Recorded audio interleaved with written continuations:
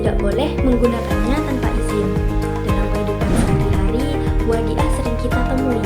Misalnya saat kita menabung di bank syariah, uang yang kita simpan itu sebenarnya adalah titipan yang harus dijaga dan dikembalikan oleh pihak bank. Dari sini kita bisa memahami bahwa wadiah mengajarkan kita tentang amanah, tanggung jawab, dan kepercayaan.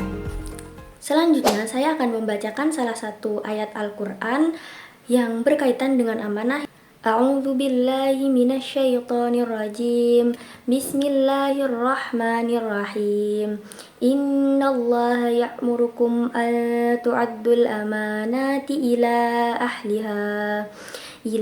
ahliha wa idza hakamtum bainan nasi an tahkumu bil 'adl. Innallaha ni'ma ya'idukum bih. Innallaha kana sami'an basira.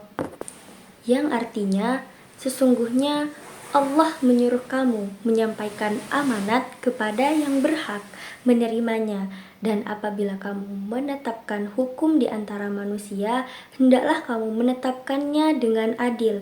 Sesungguhnya Allah memberi pengajaran yang sebaik-baiknya kepadamu. Sungguh Allah Maha mendengar lagi Maha melihat.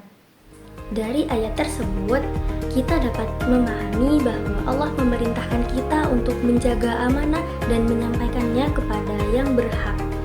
Amanah di sini termasuk juga wadiah atau titipan. Jadi, ketika kita diberi kepercayaan oleh orang lain, kita wajib menjaganya dengan baik dan tidak mengkhianatinya. Selain itu, ayat ini juga mengajarkan kita untuk selalu bersikap adil dalam kehidupan sehari-hari. Di sini saya akan menjelaskan tentang asbabun nuzul Quran surah An-Nisa ayat 58. Ayat ini turun setelah peristiwa Fathul Mekkah. Saat itu Nabi Muhammad SAW yang sudah berkuasa tetap diperintahkan oleh Allah untuk mengembalikan kunci Ka'bah kepada pemiliknya yang sah. Hal ini menunjukkan pentingnya menjaga amanah, bahkan dalam posisi berkuasa. Ayat ini juga menegaskan kewajiban menyampaikan amanah kepada yang berhak serta menegakkan keadilan tanpa memandang status, kekuasaan, atau kepentingan pribadi. Amanah tidak hanya berupa benda, tapi juga mencakup tanggung jawab dan kepercayaan. Di sini saya akan menjelaskan tentang tafsir ayat Quran surat An-Nisa ayat 58. Ayat ini memerintahkan menunaikan amanah kepada yang berhak dan menegakkan keadilan.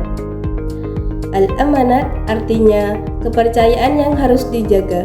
Cakupannya cukup luas, yaitu harta, tanggung jawab, serta hak Allah dan manusia. Al-ad berarti lurus dan seimbang, menjadi landasan hukum dan pemerintahan. Ibnu Katsir menjelaskan, prinsip ini juga berlaku bagi pemimpin.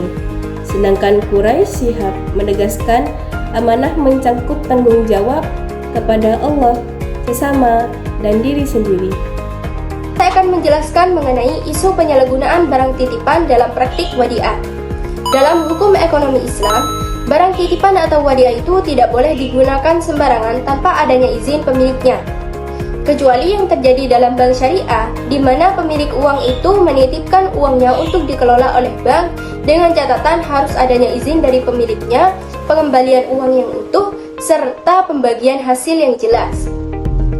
Dan masalah yang sering terjadi pada masa kini adalah sering kali terjadi barang yang dititipkan itu digunakan tanpa adanya izin pemiliknya, atau bahkan ada yang digunakan untuk investasi yang membawa resiko yang sangat beragam.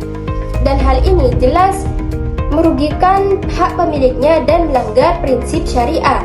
Oleh karena itu, harus adanya pengawasan yang ketat serta transparansi agar hak pemilik tetap terjaga dan prinsip syariah tetap berjalan.